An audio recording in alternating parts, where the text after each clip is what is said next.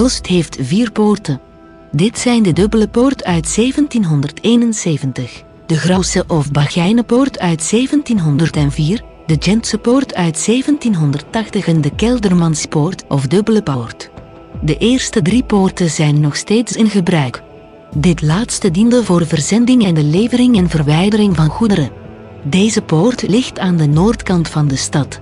Aan de landzijde op de stenen borstwering is een gevelsteen met de datum 1771, het jaar van de restauratie. Tot het jaar 1845 werden de stadspoorten ter bescherming van de stadsavonds gesloten met zware deuren. Hier heb je uitzicht op de Dubbele Poort, informatie Wikipedia en beelden Erik Hazebroeks.